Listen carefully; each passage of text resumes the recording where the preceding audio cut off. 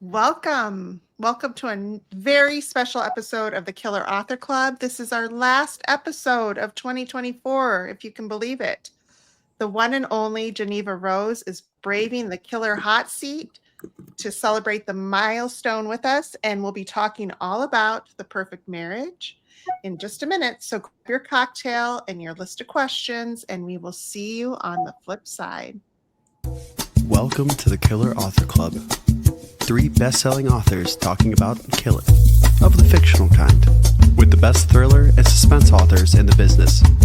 Killer conversations, killer cocktails, and killer guests, with your hosts, Kimberly Bell, Heather Gutenkopf, and Kara Ruda. This is the Killer Author Club.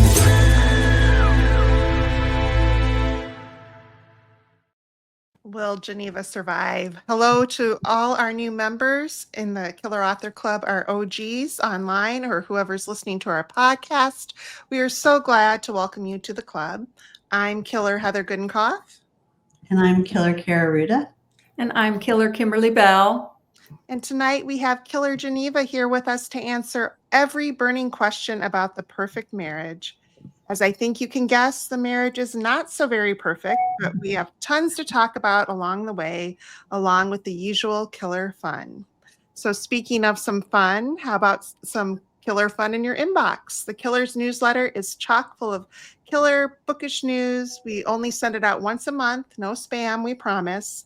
So sign up today at killerauthorclub.com. And also, if you can't get enough of our live show, check out the Killer Postmortem, otherwise known as the After Show, which is exclusive to our Killer podcast. Tonight's show will be available on your favorite podcasting app this Friday. Links to download are on killerauthorclub.com. Yay!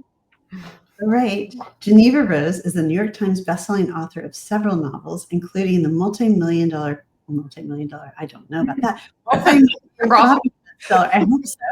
Bestseller, The Perfect Marriage. Her work has been translated into more than 24 languages and optioned for film and TV. She lives in Wisconsin with her husband, Drew, and her English bulldogs, Winston and Phyllis. Geneva, congratulations on everything and welcome to the Killer Author Club. Thank you so much, and thank you for having me. We're very happy to have you, as you can tell. And we have so many questions about the perfect marriage, but can you start by giving us the elevator pitch for the book? I'm going to hold it up. Yes. The Perfect Marriage. It's about Sarah Morgan, a top criminal defense attorney who faces her most challenging case when she vows to defend her husband, a man accused of murdering his mistress. Juicy. I love it. You guys, we have so much to talk about, and you guys know to put your questions in the comments, and we'll get to as many as we can. But first, can you tell us about the special drink, Kimberly? Yes, the killers love our cocktails and mocktails and tasty drinks. So every episode, we ask our killer guests to come equipped with their favorite, and recipes for tonight's drink and all the killer cocktails that have come before are at killerauthorclub.com under the tab Killer Cocktails. But Killer Geneva made me laugh out loud when I saw the name of hers. It is called The Scott as her special drink tonight. Geneva, please tell us why. This is a real drink, and I actually made it last year. I think it was last year I made it as like my publisher wanted me to do a special cocktail, and I found one that was literally called the Scott, and it's delicious. It's a really good drink. It's really called the Scott. It's literally called the Scott. I looked up like Scott cocktail, and it popped up, and I was like, perfect. That is the drink I'm doing. Well, if you guys don't know who Scott is, you definitely need to go to Geneva's TikTok or Instagram or any of her socials, and you will figure it out. And or maybe we can talk about it in the after show for the podcast. Sure. Yeah, that would be fun. So the Killers, we started the Killer Author Club 2 years ago so that readers like you can interact with some of the best suspense thriller authors in the biz. Our fall and winter lineup includes superstars like Greg Hurwitz, Lisa Unger, Hannah Morrissey, Nikki French, and so many more. For dates, times, past episodes, etc., surf to killerauthorclub.com. But tonight we're here to talk about The Perfect Marriage, and here are some comments from enthusiastic readers. Kept me on the edge of my seat. gripping from the very first page. I read this in one sitting. I can count on one hand the number of books I've read in a single sitting. This is one of those books. And it had me hooked literally to the last page. And I can attest to that too. So Geneva, you are obviously a highly skilled and devious killer. And now we need to know the answer to the question, how do you kill? How do I kill? Well, that one says How or when, either or. yeah, how or when, When whichever. do I kill? In the morning. No one suspects a morning kill. Ah. I love it. It's always Do you at write? night. Yeah. Do you That's write not- in the morning as well? I do. My sweet spot is like 10 a.m. to like 3 p.m. Mm-hmm. It's my sweet tea. That sounds familiar. That's me Yeah. too. Yep, I'm I too like- tired before 10 a.m. and I'm over it after 3. So this is a really special book for you because it's being reissued. So tell us, of course, without any spoilers, what kind of journey has this book been on, and what kinds of changes have you made along the way? I mean, how fun for an author to be able to take something that they've created and then just reintroduce it to the world. Tell us about it. Yeah, so in my original contract with my first publisher that shall not be named because I despise them, I got my rights back because there was a 5-year clause, and I knew when I got those rights back that I wanted to, it had never been released in hardcover. So I wanted it to give it a beautiful package. And it's because this book was the book that, it was my debut, and it also launched my career. It allowed me to be a full-time writer. So I wanted to give something beautiful back to my readers. They gave me a career, and I wanted to give them a beautiful package. And then with the sequel coming out in April, I wanted to ensure that it matched the sequel. So the sequel will also have blood sprayed edges. It'll just be flipped. So it'll be going the other way. And they'll look really pretty on a shelf together. I love it. It's so Yeah. cool. It really is. I've never seen anything like it. And I'm like, this is just the coolest thing. And then The publisher hated me with how many, I was like, nope. Oh, all of these right here. Those are all prototypes that were sent to me. Stop. Really? Every single one, there's like 16 or 17 of them. And then I just kept, I don't know, making more changes. And I had a vision for it. And so I'm glad that they were able to bring it to life. I mean, I And couldn't. look at the illustrations, because it has illustrations in it too. That was Sarah Riedlinger. She is a very talented graphic designer and an artist. She drew those, just like she drew the stickers. That was like the Scott sticker. That was a picture actually of Drew. And then the new one that came with the pre-order campaign for Home is Where the Bodies Are was a picture of me. And she drew those too. So that was a really cool addition to add that with the bonus chapter to make that bonus chapter a little more special. So And when just- did this book originally come out? What year? It came out July of 2020. Very small publisher, digital first out of the UK. They had no marketing behind it. And obviously they did very well with me promoting it on TikTok and Instagram. And I got it. I went viral so many times with it. And then at a certain point, the people that loved it, they ran with it. And it had that thing we can never count on, which is word of mouth marketing. Yeah. And from there, it's continued to have a very, very long shelf life, which is Yeah. It's the gift that keeps on giving. So which came first then? The going viral on TikTok, and then that kind of set things in motion for the sales of the book? And Oh yeah, my first video, I had one that got nearly 1 million views in like September of 2020, but it was January of 2021 when I came up with it became a book talk trend where you pretend to be the protagonist in your story and then you show the book. That was actually a trend I started in January of 2021, and I got 5 million views on that first video. Fantastic. Yeah. I think I'm going to need to try that one. It's become oversaturated. Now everyone does Oh, it. try something. Yeah, Come I up with think so something too. different and then get it to us first. That's fantastic, Geneva. Yeah. Could you Well, believe it? Could you believe it every time you opened up TikTok? No, And you actually, saw it and- when I posted that, I thought people were going to be mad at me and think like, oh my God, you're a liar. You tricked us. But they were like, this is genius. All books should be pitched this way. I would read more if people could tell me like a sentence or something. And I was like, you just got to hook them. And I hooked Yeah. enough of them. Yeah, you did. And wait, I just want to say to people watching that aren't familiar with this, like to have a book that's reissued is one thing, but then to have like all those prototypes sitting behind you and actually get the creative input to have your dream of what it could be kind of like, wow, that's just really unheard of and really special. So congratulations. Thank you. Let me show you one of these because it was like I cried. It was. Yeah, I'd love to. I was like, no. Wait, does any Oh, the wedding ring. Yeah. This was a no. This one I was like, this looks like a cozy mystery. It's a no. Yeah, I agree. And my notes were just like, no. No. But we got there. And I think it was like actually the underside of one of these that gave me the idea for what actually became the cover. Yeah. I don't know if this is interesting or not. No, keep doing it. Keep going. But yeah, one of the undersides gave me the idea for the cover. Because I was like, I don't want to. Oh my God. So many prototypes. Yeah. It's so much fun. Some of my comments was, oh my God. And it's so cool to be able to see it in person because it translates so differently from like computer to the actual physical copy. So that's really cool. That's what gave me the idea. And I was like, And then there were ones too, like end papers that started out like this. No. I'm a very visual person. Even a lot of times when like I'll get a cover sent to me, I'll go into Canva and I'll like design my own and send it to them. And they're really? Wow. I love playing around with Canva.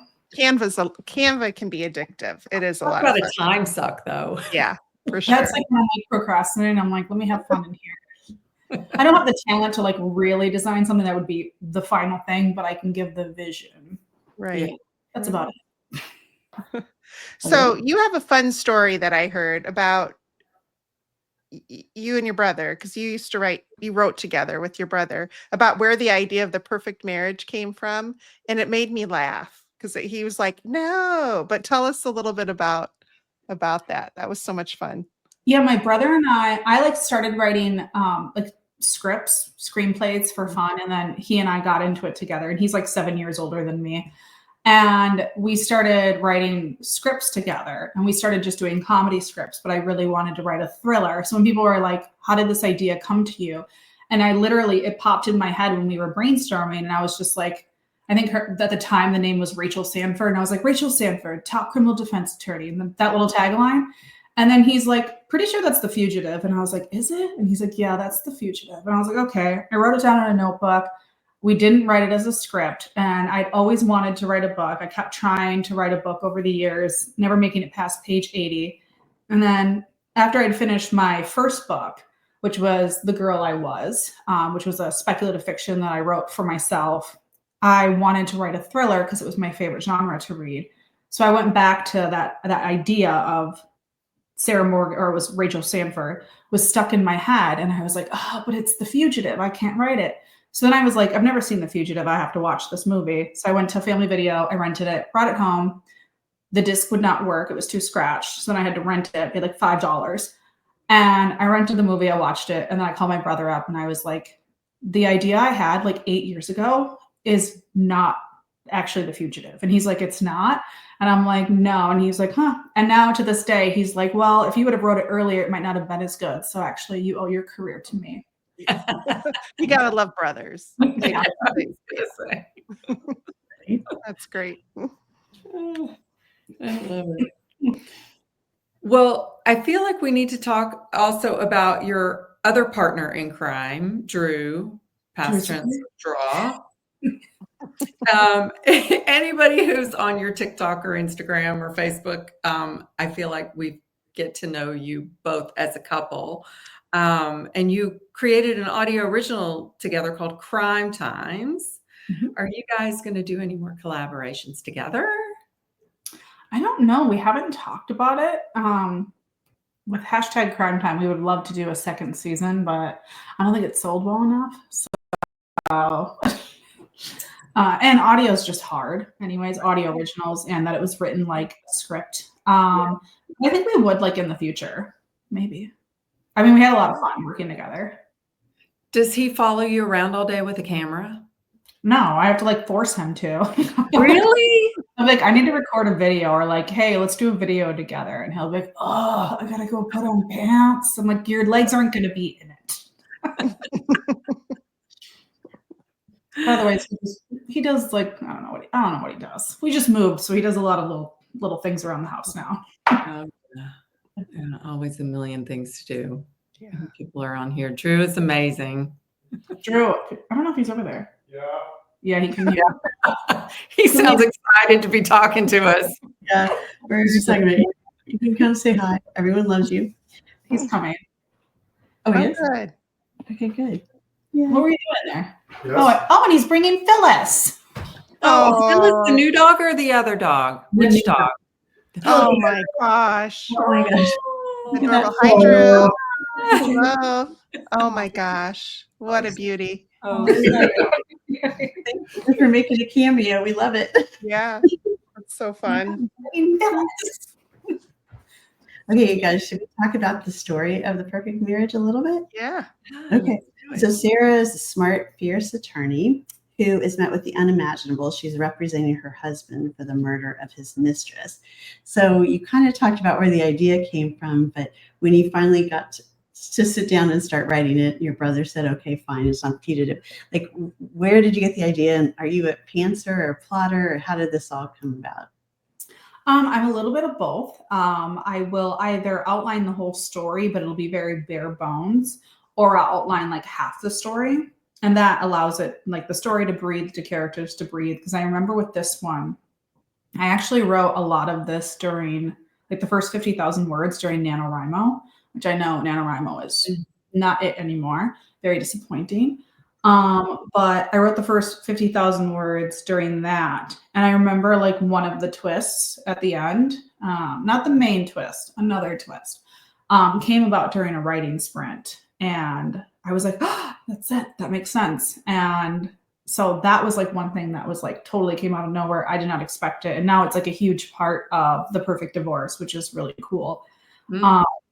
Otherwise, no, I'm like, I mean, basically it was really centered around these two characters. One, I thought about, you know, the husband who had this little flash of a career and then it kind of fizzled out, and how that would make a person feel to watch their partner have a lot of success and then kind of put that career over like starting a family or anything else to like really be there for the partner. And so I thought about what that would do to a relationship or a marriage that was seemingly perfect and maybe it's not anymore.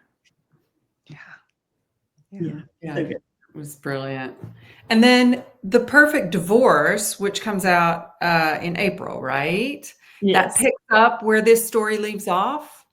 It picks up 1 year after the story leaves off, and the new couple, I'm going to do spoiler free for anyone that has not read The Perfect Marriage, which you can read The Perfect Divorce as a standalone, but it will spoil The Perfect Marriage. But it's 1 year later, the new couple, they find out that one of them has had a one-night stand. And so one of them immediately files for divorce. But in the midst of them filing for divorce, the one-night stand goes missing. And so now the two of them, as this cat and mouse game against each other, wondering if they're turning on one another, if they're setting one another up.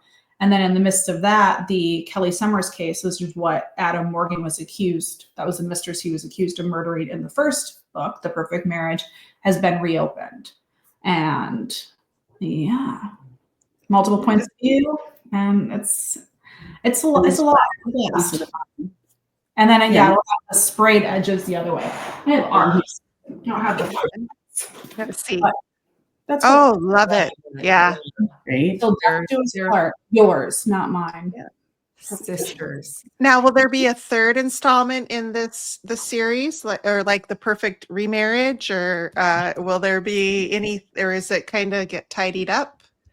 I would just tell readers to read my acknowledgments in this one. I always tell readers, my acknowledgments are a lot of fun, so read them. I share secrets in them to make sure you read them. Sure. So how hard was it, though, writing a sequel to a book that has been like this runaway train? Did you feel the pressure to like make everybody happy, get it right? How do you deal with that?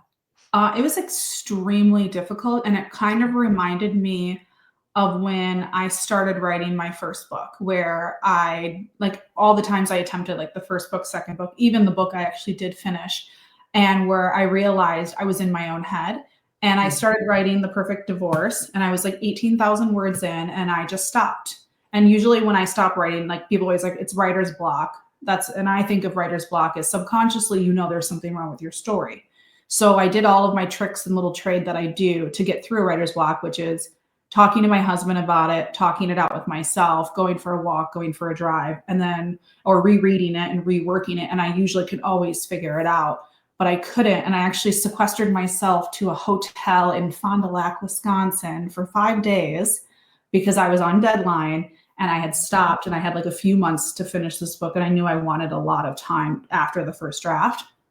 And once I got there, and it was like the first day, I kind of reworked everything. I kept reworking it. And then I realized, no, wait, this is good. It's me in my own head, because I felt so much pressure for it to be, you get the sequel curse, or it's not as good as The Perfect Marriage, or, they should have never even done a sequel.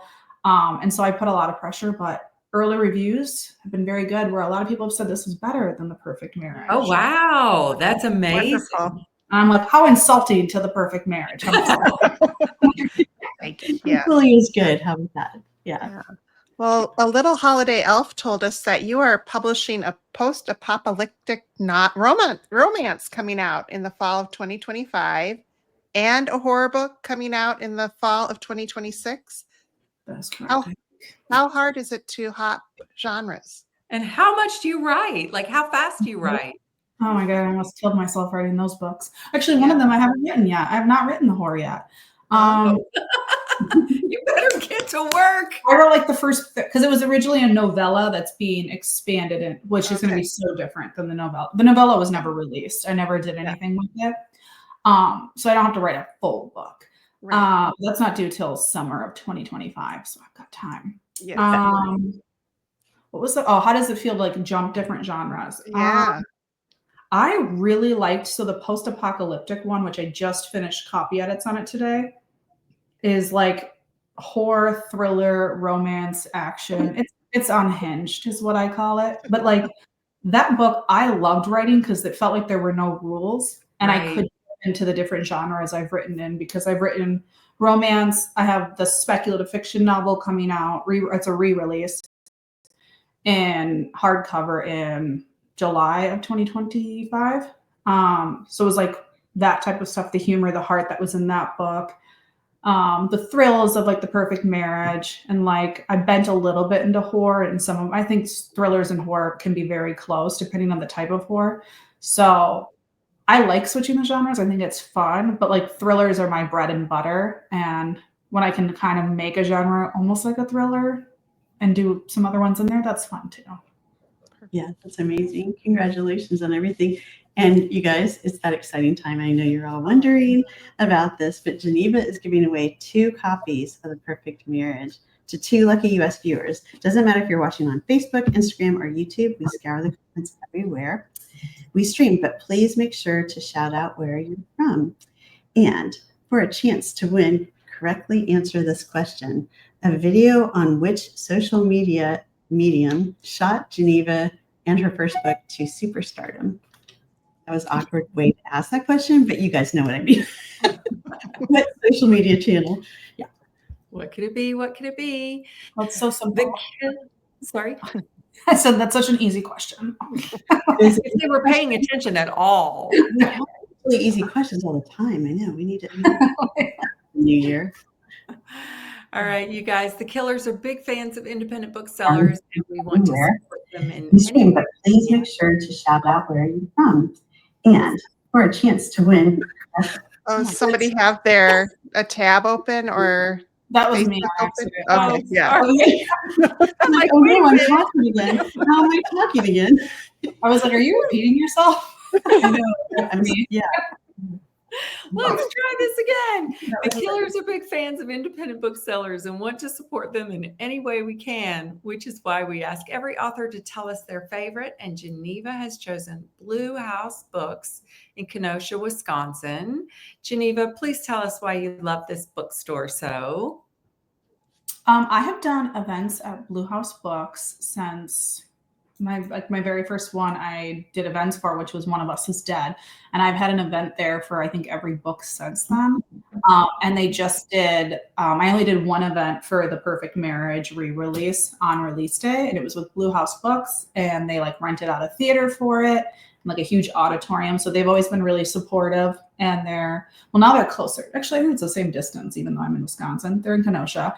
And they just put on amazing events. And Sam, that owns the bookstore, she does fun events throughout the year and she invites me to them. So they're just a very supportive, very well-run bookstore. I love it. Well, I just dropped the link to The Perfect Marriage in the comments so you can order it along with any of the others on your wish list. Yes. So, and obviously the Killers, we love to read, and the Killer Author Club is the place to share the love for fabulous books. So please post pictures, write reviews, ask for recommendations, and give yours. We love it when our TBR cups runneth over, which is why we want to ask Geneva, what are you reading right now? I just finished Hank Philippi Ryan's All This Could Be Yours, which is not going to be out for a while. So sorry. But it was fantastic. So add it to your list. And now I'm reading Sarah Peckinham's The Lockdown. Oh my God, I don't know how to pronounce her last name. Did I pronounce that right? Is it Peckinham? Peckinham. The Locked. Oh, I can't wait for that. Or The Locked Ward. Drew just brought it to me and held it out. Oh, Drew. So far, I don't know when that comes out. My blurb's not due till like February, so that's also probably not coming out for a while. My bad. Both of those are fabulous writers and Killer alums. They've been on the show as well. Yes. Yeah, I'm always the worst at like, what are you reading? Oh, I'm reading a book, but you can't read it for like a year. So we'll be looking forward to it though. So that's great. And we have some books to add to everybody's TBR pile too. Oh, is that me? Okay. Speaking of amazing reads, we have 2 new releases to add to your pile. First, check out The Good Bride by Jen Marie Wiggins. Ruth Bancroft's perfect wedding goes awry when the rehearsal dinner is rocked by a series of gunshots and a high-profile guest goes missing. Sounds good. We also have Knife Skills for Beginners, I love that title, by Orlando Murren. The Maid meets Knives Out with a dash of Top Chef in the debut locked room culinary mystery set in a London cooking school by Master Chef, semifinalist, and cookbook writer Orlando Murren. Oh, very cool. Jen is giving away 1 copy of The Good Bride, and Orlando is giving away 3 copies of Knife Skills for Beginners to lucky U.S. viewers. So you guys know the drill. Drop a comment if you're interested to be entered for either of those or both of them. And don't forget to check out the Killer's latest books. That's right. Find out what the nanny saw in the sequel to Kara's The Second Mrs. Strong. And Heather's latest, Everyone is Watching, is Big Brother meets Clue in a reality show gone horribly wrong. And Paris is always a good idea. And so is Kimberly's The Paris Widow, about a dream vacation that goes off the rails. Love it. All right, you guys, membership has its privileges. So if you're on Facebook, check out our private members only group called the Killer Author Club, where all the killer magic is found, like tons of giveaways. Every episode, the killers choose a name from the hat to win a piece of killer swag. We have t-shirts, mugs, candles, totes, hats, all of which can be found at killerauthorclub.com. And tonight's winner is Kim Rudder. Kim, if you are watching, please send one of us your address and we will send some killer author swag your way. And guys, if you'd like to throw your hat in the ring to win some swag, all you have to do is become a member of the Facebook group, and the link is coming up in the comments. So Geneva, tell us where our listeners and viewers can find you. You can find me on my Facebook page, Geneva Rose, or TikTok and Instagram is Geneva Rose Author. And if you'd love to join a super cool group called Geneva Rose's Convention of Readers, I call them my silly geese. And if you do, then if you're a part of the group, then when this book releases, because my acknowledgments is for my gaggle of geese, may you fly high and stay silly. So if you want a book dedicated to you, you'll be in my Facebook reader group. I love that. Do they get early reads sometimes? Are they like a street team? I post in there just like random stuff that I wouldn't post on my like reader group. I need to be better about my giveaways in there, but I do share my news in there first, so it always gets posted in there. Cover reveal, stuff like that. There's always a giveaway dedicated to there, which is a smaller group compared to my other social media platforms, so better odds of winning there. And then Drew posts in there too. He's supposed to be doing his Monday motivations, but he hasn't done that in like a month. So Not feeling very motivated. You guys have been moving. yeah, we were busy. We just Lots of posted silly fun. geese in the comments here. So lots Yeah, of it's geese. All right. So I have good news for you. You survived the Killer Author Club. Yeah. Bam. It was a close one, but you survived. And thank you so much for being here. We love chatting. Thank you for having me. Of course. So much fun. And so that does it for tonight's episode. Thanks to everyone for tuning in, and make sure to mark your calendars for our first show of 2025. Join us on January 14th at 9 p.m. Eastern, 6 p.m. Pacific, when Greg Wands and Elizabeth McCullough Keenan will be joining the Killer Author Club to tell us about trust issues. In the meantime, please find us wasting entirely too much time on Instagram, Facebook, Twitter, and TikTok. For all the information you need, times, upcoming schedules, past episodes, recipes, and merch, surf to killerauthorclub.com. Thank you for being part of the club, and see you next year. That does it for tonight's show. Thank you for tuning in. If you'd like to catch our next show live, we're every other Tuesday night on Facebook, Instagram, and YouTube. For times, upcoming schedule, and to catch up on past episodes, visit us at killerauthorclub.com. Happy reading. Now get on out there and kill that TBR.